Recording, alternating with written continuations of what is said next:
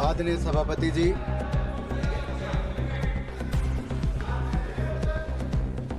आज मैं राष्ट्र हित, राष्ट्र सुरक्षा और राष्ट्र स्वाभिमान के एक बहुत महत्वपूर्ण विषय पर बोलने के लिए उपस्थित हुआ। मैं अपनी पार्टी का आभार प्रकट करता हूं कि जिन्होंने मुझे बोलने का अवसर दिया।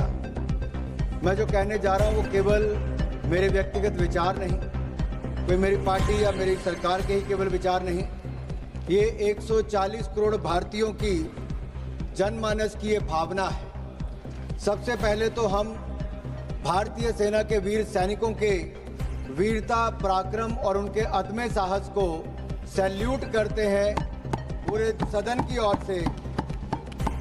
यही नहीं, भारत ने लगातार, माननीय प्रधानमंत्री मोदी जी ने हर बार शांति का प्रयास और शांति का हाथ बढ़ाया, लेकिन पाकिस्तान ने हर बार आतंक का रास्ता अपनाया। 2014 में भी ओथ लेते समय पाकिस्तान के प्रधानमंत्री को भी निमंत्रण दिया था। उसके बाद भी माननीय प्रधानमंत्री जी लाहौर गए, बगैर किसी सुरक्षा के गए, साहस और सही इरादों के साथ शांति के लिए गए थे। लेकिन बदले में क्या मिला? बार बार आतंकी हमले। और जो 22 अप्रैल 2025 को पहलगाम में हुआ, उसका उल्लेख यहां पर जितने सांसद आज तक विपक्ष से बोले हैं, किसी एक भी सांसद ने खड़ा होकर यह नहीं कहा किस आतंकवादी हमले में धर्म पूछकर कलमा पढ़ने के लिए बोला गया, पैंट उतार कर देखा गया, फिर मौत के घाट उतारा गया। इतना बोलने में विपक्ष के सांसदों को क्या दर्द थी। जब रक्षा मंत्री जी भारतीय सेना की उपलब्धियों की चर्चा कर रहे थे, तब कोई ताली नहीं थी, कोई मेज नहीं थपथपा रहे थे। और आज भी अगर मैं कहूं कि निहत्थे और निर्दोष नागरिकों को धर्म पूछकर मारने का अगर पहली बार ऐसा काम हुआ है, उन्होंने धर्म के नाम पर देश को बांटने का, देश में दंगे फैलाने की सोच को लेकर चले, लेकिन नरेंद्र मोदी जी के नेतृत्व में 140 करोड़ भारतीय एकजुट होकर खड़े रहे। पूरा भारत एक साथ खड़ा रहा। उस शाम भारत के घरों में दिए नहीं बले, दिए नहीं जले, यहां तक कि रात में घरों का चूल्हा भी ठंडा पड़ा रहा। इन लश्करे आतंकियों ने हमारी बहनों के सिंदूर को मिटाया है। हमारे देश, हमारे लोकतंत्र, 140 करोड़ भारतीयों को चुनौती दी। हमारी सशक्त सरकार और हमारी सशक्त सेना को एक तरह से चुनौती देने का दुस्साहस किया। प्रधानमंत्री मोदी जी ने कहा था कि भारत पहलगाम के साजिशकर्ताओं को उनकी कल्पना से परे सजा देगा। और ऑपरेशन सिंदूर में हमने देखा कि भारतीय सेना की जो शक्ति है, एकता और संकल्प एक प्रतीक बन चुका है। यह शक्ति आतंक के साए को कुचलकर भारत के गौरव को विश्व पटल पर उजागर कर रही है। मैं इतना कहूंगा माननीय सभापति जी, कुछ बात है कि हस्ती मिटती नहीं हमारी, सदियों रहा दुश्मन दौरे जमाना हमारा। और 7 मई को हमने इन दुश्मनों को जवाब देते हुए भारतीय सेना ने पाकिस्तान के अंदर आतंकी ठिकानों पर अचूक और निर्णायक प्रहार किया, और ऐसा प्रहार किया कि जिसका दर्द आज तक पाकिस्तान को हो रहा है। 25 मिनट में 9 आतंकी ठिकानों पर 24 ठीक प्रहार करके हमारी सेना ने 100 से अधिक आतंकियों और आतंकी ठिकानों को ध्वस्त करने का काम किया। एक ही झटके में जमींदोज करने का काम किया। यह भारत की त्रिशक्ति जल, थल, नभ का एक संगम था। हमने विश्व को साफ शब्दों में बता दिया कि भारत के विरुद्ध अगर कोई आतंकवाद की किसी घटना को अंजाम देगा तो हमला भारत पर हमला माना जाएगा, भारत के खिलाफ युद्ध माना जाएगा, और भारत इसे अपने तरीके से निपटेगा और इसका करारा जवाब भी देखा। जो आंख उठाकर देखेगा उसको ऐसी दर्द दी जाएगी कि उसकी आने वाली पीढ़ियों को भी दर्द महसूस होती रहेगी। ये भारत का आतंकवाद के विरुद्ध शंखनाद था। ये अब भारत, मैं स्पष्ट करना चाहता हूं, भारत डोजियर नहीं, डोज देगा। अब भारत सबूत नहीं, आतंकी आकाओं को ताबूत भेजेगा। ये नया भारत है और ये नए भारत का this is the new normal of new India. This is PM Modi's zero tolerance policy towards terrorism. जब दूसरे दिन पाकिस्तान ने भारतीय सेना और हमारे सिविलियन ठिकानों पर हमला करने का प्रयास किया तो हमारी भारतीय सेना ने एक बार फिर पाकिस्तान के 11 एयरबेस पर हमला करते हुए उसको नेस्तनाबूद कर दिया। This was a strike on the 11 Pakistan air bases and it made it the graveyard of military defeat of Pakistan. मौका मिले तो आप अपने पड़ोसी मुल्क पाकिस्तान से पूछ लें कि भारतीय मिसाइलों ने कैसा कहर ढाया था। 2.5 महीने बाद भी रहीम खान एयरबेस पर आज बैलगाड़ी चलाने लायक भी नहीं बचे।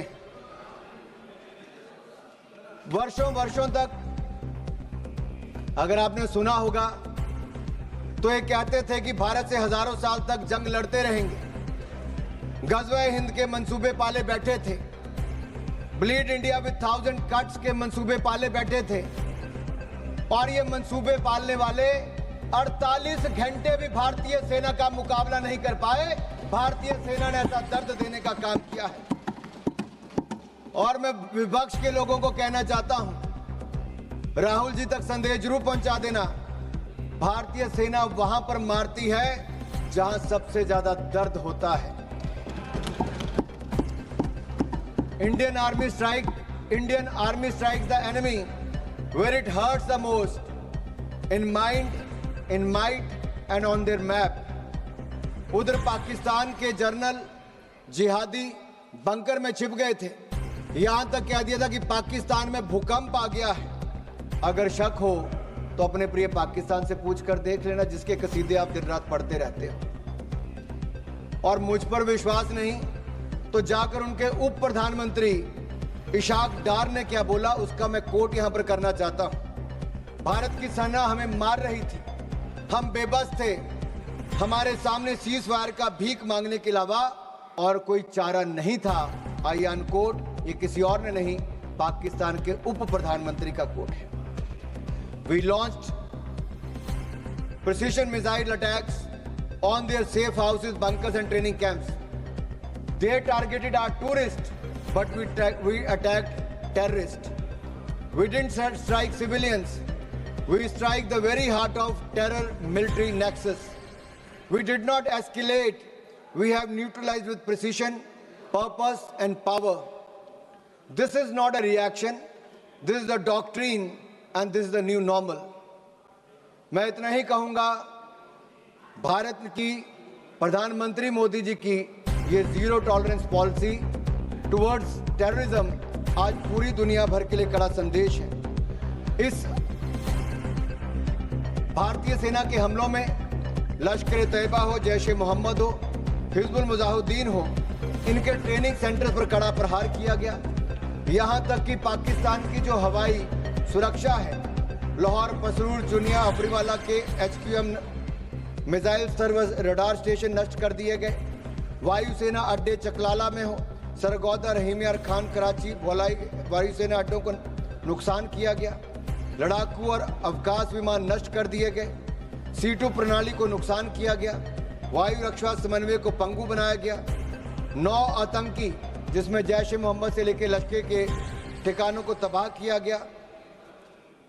हमने 26/11 के हमले में जो कांग्रेस इंतजार करती रही कि शायद दुनिया की कोई और ताकत आपको परमिशन देगी, we will not wait for the permission, we will strike with precision. हमने किसी का इंतजार नहीं किया, हमने आतंकवादियों को उनके घर में घुसकर मारा है। चाहे वो एयर स्ट्राइक की बात हो, सर्जिकल स्ट्राइक की बात हो या ऑपरेशन सिंदूर की बात हो। यही नहीं, इन अटैक्स में हमने पाकिस्तान एयरफोर्स का लगभग 20% इंफ्रास्ट्रक्चर ध्वस्त कर दिया है। 11 एयरफोर्स को हमने मात्र 3 घंटे में नेस्तनाबूद कर दिया। पहली बार है कि दुनिया के किसी न्यूक्लियर कंट्री के एयरफोर्स के कैंप्स को नष्ट करने का काम किया तो भारतीय सेना ने वो भी करके दिखाया है। यही नहीं, 26/11 के हमले में जिस स्थान से उन आतंकवादियों को ट्रेनिंग दी जाती थी, उन आतंकवादी ठिकानों को भी हमने ध्वस्त किया। मोस्ट वांटेड टेररिस्ट को भी हमने मारा और उनके आकाओं को भी मौत के घाट उतारने का काम किया तो भारतीय सेना ने किया। केवल आतंकियों को ही नहीं, पाक भोलारी एयरबेस में 50 से ज्यादा लोग मारे गए, जिसमें पाकिस्तान स्क्वाड्रन लीडर उस्मान यूसुफ को भी और 4 एयरमैन को भी मौत के घाट उतारने का काम भारतीय सेना ने किया। यही नहीं, आपने तो उदार दिल दिखाकर इंडस वाटर ट्रीटी कर ली थी, जो पाकिस्तान के 4 लाख एकड़ जमीन को सींचता है। भारत का 80% पानी वहां पर चला जाता है। 23 करोड़ पाकिस्तानियों को पानी के पीने की व्यवस्था वहां से मिलती है। लेकिन मोदी जी ने कहा कि water and blood can't flow together, terror and talk can't go together, और हमने इंडस वाटर ट्रीटी को सस्पेंड कर दिया है। जो आप इतने सालों तक नहीं कर पाए, वो नरेंद्र मोदी की सरकार ने, नरेंद्र मोदी जी ने करके दिखाया है। यही नहीं, ऑपरेशन सिंदूर में विश्व ने भारतीय सेना का शौर्य देखा और हथियारों की मारक क्षमता को भी देखा है। Made in India weapons have one battlefield validation and India has displayed its cutting edge defense technology to the world. हमारी मारक क्षमता और टेक्नोलॉजिकल सुपीरियरिटी ने पाकिस्तान और चीन सहित अन्य देशों को, आप में से कुछ विपक्ष के सांसदों ने कहा कि दूसरी तरफ चीन भी था, टर्की भी था, पाकिस्तान भी था। अरे ये स्पष्ट उदाहरण है आप सबके लिए, चाहे चीन था, टर्की था, पाकिस्तान था, अकेला भारत और भारतीय सेना तीनों पर भारी पड़ी है। यह दिखता है भारतीय मेक इन इंडिया प्रोडक्ट्स भी कैसे भारी पड़े हैं। और यही नहीं, मैं आज कहूंगा कि India's operation during operation Sindoor reflects 21st century evolution of aerial decoys and psychological dominance. This is just not warcraft, it is Minecraft. India has displayed a textbook case of aerial combat. इस कार्रवाई को सैन्य इतिहास में text book precision warfare कह रही है। Thailand air force university इसे सैन्य रणनीति की टेक्स्ट बुक में शामिल करने की बात कह रही है। दुनिया इसे text book counter terrorism doctrine के रूप में देख रही है। और एक ऑपरेशन सिंदूर से आज दुनिया भर में पता चल गया कि भारत की ताकत क्या है और जो आज के वॉरफेयर में भारत की नई टेक्नोलॉजी ने कैसे काम किया है। आप पूछ रहे थे पिछले 10 सालों में क्या हुआ। दीपेंद्र हुड्डा जी कह रहे थे कि भारतीय सेना के बजट को क्या हुआ डिफेंस के। माननीय निर्मला सीतारमण जी यहाँ पर हैं, रक्षा मंत्री जी हैं, पूर्व रक्षा मंत्री भी हैं, आज वित्त मंत्री हैं, राजनाथ जी हैं, रक्षा मंत्री हैं। मोदी सरकार में 2.5 लाख करोड़, आपके समय 2013-14 में डिफेंस बजट था, 2.5 लाख करोड़ से बढ़कर 6,22,000 करोड़ रुपया बजट कर दिया है। अरे आप 6,81,000 करोड़ रुपया बजट कर दिया है, दुगने से ज्यादा कर दिया, 3 गुना कर दिया है। और आप अपने गिरेबान में झांक कर देखिए, 10 साल आपने सेना को बुलेट प्रूफ जैकेट तक नहीं दी। नरेंद्र मोदी जी की सरकार में मात्र 3 सालों में 2 lakh bullet proof jacket make in India बनाकर हमने दी है। आपने 10 सालों में नहीं, 30 सालों में आपने 1 रैंक 1 पेंशन नहीं दिया। नरेंद्र मोदी जी की सरकार ने 1 रैंक पेंशन की मांग को भी पूरा किया है। और यही नहीं, मैं आपको बताना चाहता हूं, अटल जी की सरकार में देखिए, आपके समय 48 में, 62 में, 65 में, 71 की लड़ाइयां हुई, लेकिन सेना के जवानों का पार्थिव शरीर उनके घरों तक नहीं जाता था। अटल बिहारी वाजपेयी जी की सरकार बनी, तब जाकर पार्थिव शरीरों को उनके घर तक पहुंचाने का काम किया। तो अटल बिहारी वाजपेयी की सरकार ने, भारतीय जनता पार्टी की सरकार ने किया। और धर्मेंद्र जी, मैं इतना जरूर कह दूं, अरे मैं तो हिमाचल प्रदेश से आता हूं। हिमाचल प्रदेश राज्य छोटा है, लेकिन सेना में बड़ा योगदान है। अगर देश को पहला परमवीर चक्र विजेता किसी ने दिया तो मेजर सोमनाथ शर्मा हिमाचल प्रदेश ने दिया है। कारगिल युद्ध में अगर 52 शहादत सबसे ज्यादा हुई तो हिमाचल प्रदेश की हुई। 4 परमवीर चक्र विजेता हुए तो उसमें से 2 कैप्टन विक्रम बत्रा, राइफलमैन संजय कुमार भारत हिमाचल प्रदेश से हुए हैं सर। माननीय सभापति जी, मैं इतना कहना चाहता हूं, आज नरेंद्र मोदी जी की सरकार में हमने अपना एक्सपोर्ट 34 गुना बढ़ा दिया है। 686 करोड़ से बढ़कर लगभग 24,000 करोड़ हो गया। हमारी defence manufacturing, defence production 1 lakh crore एक साल की पार कर गई और 193 हमने नए कॉन्ट्रैक्ट 2,09,050 करोड़ के एक साल में करके दिखाए और 100 देशों को डिफेंस प्रोडक्ट भारत देने का काम करने जा रहे हैं। यही नहीं, लेकिन आपको डर तो होगा ही, क्योंकि जब मैं आपके सवाल खड़ा कर रहा हूं तो आपके पास उसका कोई जवाब नहीं है। मैं आपसे इतना जरूर पूछना चाहता हूं कि आखिरकार जब सेना की और सैन्य क्षेत्र में हमारे उपलब्धि की बात आती है तो आपके होंठ सिल क्यों जाते, उनकी तारीफ करते हो। कितने युद्ध देश ने देखे, लेकिन इस लड़ाई में मैं कहना चाहता हूं, भारत ने ना एक सैनिक खोया है, ना एक सैनिक खोया, ना एक सैनिक शहीद हुआ, ना युद्ध हुआ, लेकिन फिर भी हमारी विजय हुई, शोर भी नहीं हुआ, सिंहनाद की गूंज उठी है। ये भारत ने करके दिखाया है। मोदी जी की नीति और सेना की रणनीति काम आई है।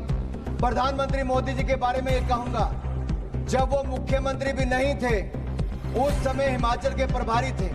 कारगिल के युद्ध में वो उस समय भी सेना के जवानों का हाल पूछने कारगिल गए थे, और जब से वो प्रधानमंत्री बने हैं, हर दिवाली सेना के जवानों के साथ मनाने का काम प्रधानमंत्री मोदी ने किया, सेना को सशक्त भी किया। और मैं एक बात कहूंगा, एक और भारत और भारत की सेना पाकिस्तान को कड़ा जवाब दे रही थी, लेकिन दूसरी ओर आप लोग क्या कर रहे थे? राहुल गांधी जी क्या कर रहे थे? सबूत मांग रहे थे और साथ ही साथ कवर फायर भी दे रहे थे। कवर फायर किसको दे रहे थे, ये आपको पूछना पड़ेगा। आपने कहा कि हमने सरेंडर कर दिया। हमने स्पष्ट किया है कि जब तक हमने ऑपरेशन और मिलिट्री ऑब्जेक्टिव पूरा नहीं किया, तब तक हमने सीजफायर नहीं किया था, और तीसरे पक्ष की मध्यस्थता को हमने पहले नकार दिया था। और यही नहीं, एक बात तो मैं आपको स्पष्ट कर देना चाहता हूं, आज भारत का दूसरा सबसे लंबे समय तक प्रधानमंत्री के पद पर रहने वाला कोई व्यक्ति है तो उनका नाम नरेंद्र मोदी है। 2001 से लेकर 2025 तक, मुख्यमंत्री से लेकर प्रधानमंत्री तक 25 साल में एक दिन की भी छुट्टी लिए बिना देश के लिए हर पल जीने का काम करने वाले नरेंद्र मोदी हैं। आपने भारत की सेना पर प्रश्न चिन्ह खड़ा किया है। मैं इतना कहूंगा, हम दुनिया का सबसे बड़ा लोकतंत्र है, दुनिया की चौथी बड़ी अर्थव्यवस्था है, दुनिया के सबसे लोकप्रिय प्रधानमंत्री नेता हमारे पास हैं। भारत को झुकाने वाला कोई कमाई का लाल पैदा नहीं हुआ जो झुका सके। भारत को कोई झुका सके ऐसा किसी में दम नहीं। भारत से विश्व है, हम किसी से कम नहीं, हम किसी से कम नहीं। आदरणीय सभापति जी, भारत 2.5 मोर्चे पर लड़ाई लड़ रहा था। 2 मोर्चे तो सबको पता है, लेकिन ये जो आधा मोर्चा है ना,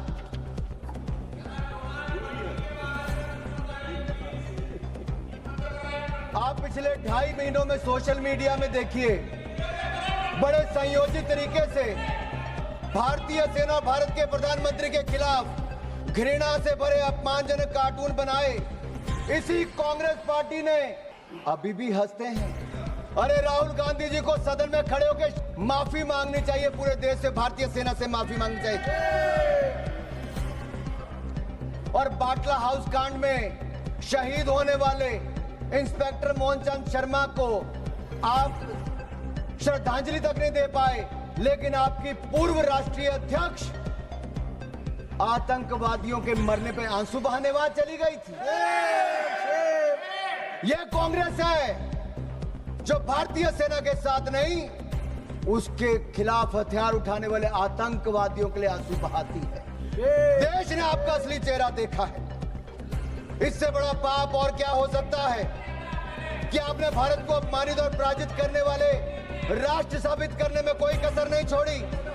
आपने देश की जनता का मनोबल तोड़ने का कार्य किया, कोई कोर कसर आपने बाकी नहीं छोड़ी।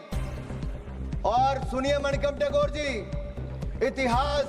इतिहास नरेंद्र मोदी जी को उनके धैर्य और धीरता के लिए याद रखेगा, उनके धोखे और धूर्तता के लिए धिक्कारेगा, धोखे और धूर्तता के लिए धिक्कारेगा।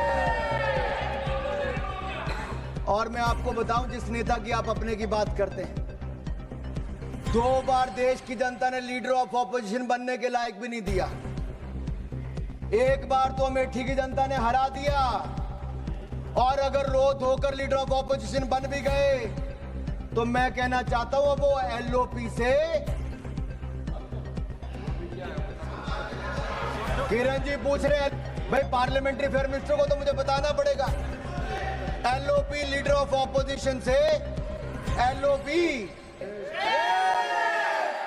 उनके एजेंडे पे केवल भारत का विरोध है, भारतीय सेना का विरोध है और भारत के प्रधानमंत्री का विरोध करना ही लिखा है। इसलिए आज से उनको एलओपी कहना शुरू करना पड़ेगा।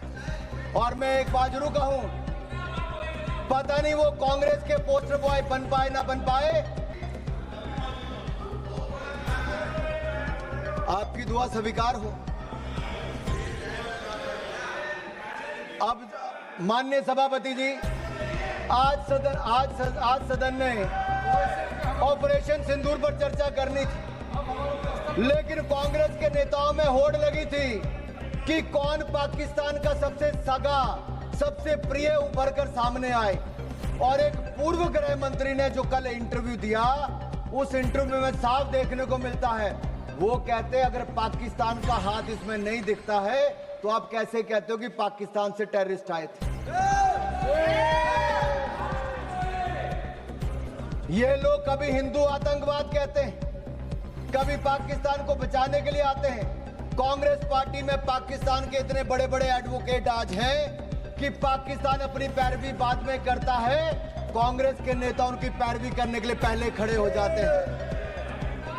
और मैं इतना जरूर कहूंगा, पाकिस्तान सेना और पाकिस्तान सरकार लश्कर राहुल के बयानों को अपने पक्ष में इस्तेमाल कर रही है। पाकिस्तान सेना और पाकिस्तान सरकार लश्कर राहुल के बयानों को अपने पक्ष में इस्तेमाल कर रही है। और यही नहीं, पाकिस्तान सेना के प्रोपेगेंडा वीडियो में कांग्रेस पार्टी के राष्ट्रीय अध्यक्ष उनके बयान को लेकर पूरी दुनिया भर में दिखाया जा रहा है। मुझे पहले लगता था इनको दिक्कत मोदी जी से है, लेकिन अब मुझे पूर्ण विश्वास है इनकी दिक्कत मातृभूमि से भी है। और कहने को तो आईएनसी है, लेकिन आईएनसी अब इनके बयानों और इनके तरीकों से यही लगता है ये अब कहीं, क्योंकि पाकिस्तान द्वारा फैलाए गए झूठे नैरेटिव और आड़ के पीछे आप रुक रहे हैं। कांग्रेस आइडिया ऑफ डिप्लोमेसी यही रहा माननीय सभापति जी। और मैं जो कह रहा हूं मैं उसको ऑथेंटिकेट करने के लिए तैयार हूं। कांग्रेस आइडिया ऑफ डिप्लोमेसी क्या था? इनका केवल डोजियर तैयार करने का था, डिनर खिलाने का था, डिसीजन करने का नहीं था। नहीं तो 26/11 के हमले के बाद ये लोग 26/11 हमले के बाद ये शायद कुछ कार्रवाई करते, उन्होंने कुछ नहीं किया। ये पाकिस्तान को उनकी भाषा में जवाब देते, लेकिन नहीं दिया। राहुल गांधी जी क्या करते रहे, मैं आपसे पूछना चाहता हूं। मैं पूछता हूं आपसे, पूरे ऑपरेशन सिंदूर में श्रीमान राहुल गांधी जी का सबसे ज्यादा रुचि ये जानने में थी कि भारत के कितने विमान मार गिराए। उनका एक बयान भी ऐसा नहीं है जहां उन्होंने जानने की कभी कोशिश की हो कि हमारी सेना ने, हमारी वायुसेना ने पाकिस्तान में कितनी तबाही मचाई है, पाकिस्तान के कितने आतंकवादियों को मार दिया है, पाकिस्तान के कितने आतंकवादी ठिकानों को तबाह किया है, उनके कितने डिफेंस सिस्टम को खत्म किया है, उनके कितने एयरबेस उड़ाए हैं, पाकिस्तान को कितनी हानि पहुंचाई है। इसमें राहुल जी का कोई इंटरेस्ट नहीं था, मात्र इंटरेस्ट था भारत के कितने विमान गिराए गए, आखिर ये जानकारी वो किससे साझा करना चाहते थे। जिनके हाथ रक्षा दलाली में रंगे रहे हों, अब किसके लिए दलाली करना चाहते हैं ये मुझे पता नहीं। और मैं तो इतना ही कहूंगा, जुबान पर पाकिस्तान, दिलों में साजिश पलती है। ऐसे लोगों की वजह से ही तो चिताएं जलती हैं। देश को लूटकर जो अपने महल बनाते हैं वो इतिहास में गद्दार कहलाते हैं, गद्दार कहलाते हैं। ऑपरेशन सिंदूर पे मैं कहूंगा हमारी सेना ने तो किया, वो दुनिया ने देखा, लेकिन उसके ठीक बाद प्रधानमंत्री मोदी जी आदमपुर एयरबेस पर गए और अपनी सेना का मनोबल बढ़ाने का काम भी किया। तो नरेंद्र मोदी जी ने किया। फेक प्रोपेगेंडा चलाया जा रहा था कि आदमपुर एयरबेस खत्म कर दिया। अगर खत्म हो गया तो प्रधानमंत्री कैसे उतरते? S-400 पीछे खड़ी दिखती थी, आपकी आंखों में आपके चश्मे नहीं दिख रही होगी, दुनिया ने देखा। यही नहीं, मैं आपको यह कहना चाहता हूं, न्यू रूल ऑफ एंगेजमेंट में हमने तय कर दिया है, कोई भी आतंकवादी घटना को एन एक्ट ऑफ वॉर माना जाएगा। मैडम मैं 5-7 मिनट और लूंगा, मेरे जो टाइम मुझे पार्टी ने दिया मैं 5-7 मिनट, किरण जी भी यहां पर हैं। और न्यूक्लियर ब्लैकमेल की जब बात चलती है, अटल बिहारी वाजपेयी जी ने भी स्पष्ट कर दिया था और नरेंद्र मोदी जी की सरकार ने तो कह ही दिया है, हमने एस्केलेशन भी नहीं की, हमने केवल आतंकवादी ठिकानों को प्रहार किया। लेकिन जब पाकिस्तान ने हमारे सेना या सिविलियन ठिकानों पर प्रहार करने का प्रयास किया तो हमने ऐसा जवाब दिया है कि कांग्रेस नहीं, पाकिस्तान सदा याद रखिए, गलती से। मैं जहां तक सिंधु डैम की बात है, इंडस वाटर ट्रीटी को हमने सस्पेंड किया है। आपके कुछ नेताओं ने कहा, जो आपकी गठबंधन में सरकार में थे, उन्हें कहा पानी दे देना चाहिए पाकिस्तान को। प्रधानमंत्री मोदी ने कहा सिंधु में पानी और खून, सिंधु नदी का पानी और खून एक साथ नहीं बह सकते। तुम हमारा खून बहाओगे, तुम्हें पानी नहीं पिलाएंगे। मैं इतना जरूर कहूंगा, पाकिस्तान चाहे जितना मर्जी सिर पटक ले, नाक रगड़ ले, सिंधु डैम के गेट नहीं खुलेंगे, नहीं खुलेंगे। आदरणीय सभापति जी, जो प्रतिनिधि मंडल माननीय प्रधानमंत्री मोदी जी ने दुनिया भर में भेजे, वो 7 प्रतिनिधि मंडल में एक मुझे भी जाने का अवसर मिला। सुप्रिया जी हमारा नेतृत्व कर रही थी। और मैं सदन में एक बात जरूर कहना चाहता हूं, ये जो प्रतिनिधि मंडल थे, ये किसी दल या किसी विचारधारा का प्रतिनिधित्व नहीं कर रहे थे, हम राष्ट्र का प्रतिनिधित्व कर रहे थे। हमारे मत अलग हो सकते हैं, हाँ, हम में मतांतर हो सकता है, मत भिन्नता हो सकती है, मन का भेद हो सकता है, लेकिन जब राष्ट्र का प्रश्न हो तब हम एक हैं, हम एक मत हैं, हम भारत के पक्ष में हैं, हम सबके लिए राष्ट्र सर्वोपरि है। और मैं कह सकता हूं कि 7 के 7 प्रतिनिधि मंडलों में किसी भी दल का कोई भी सांसद होगा, उसने दलगत राजनीति से ऊपर उठकर देश की बात की। आज पूरे सदन की ओर से मैं उनका धन्यवाद करता हूं, उनको नमन करता हूं।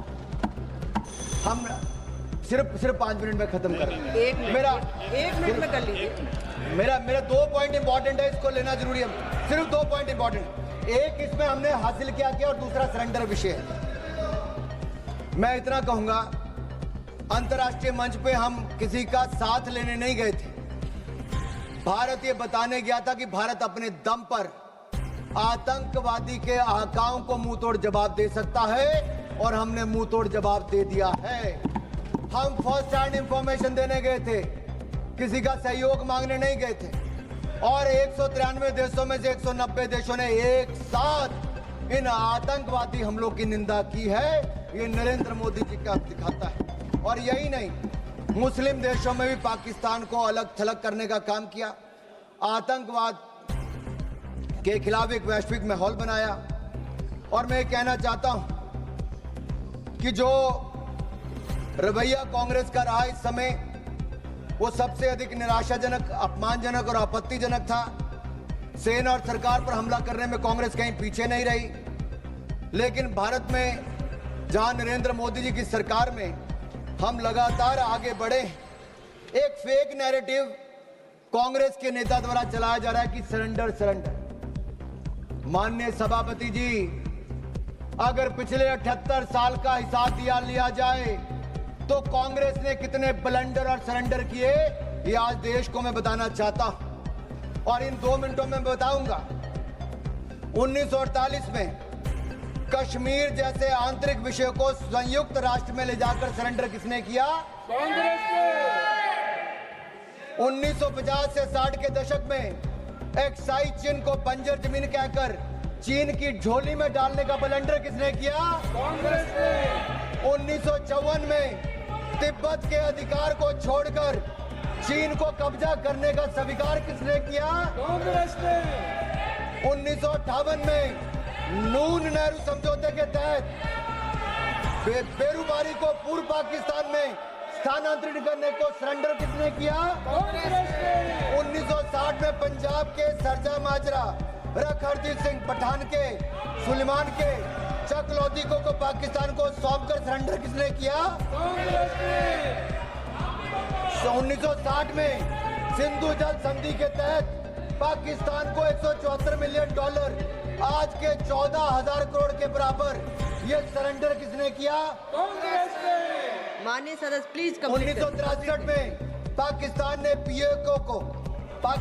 पीओके में 5,180 वर्ग किलोमीटर क्षेत्र चीन को सौंपने का काम किसने किया? चुप रहा? कांग्रेस ने। 1974 में इंदिरा गांधी ने एक समझौते के तहत कच्चा थीवू द्वीप श्रीलंका को सौंप दिया। सरेंडर किसने किया? कांग्रेस ने।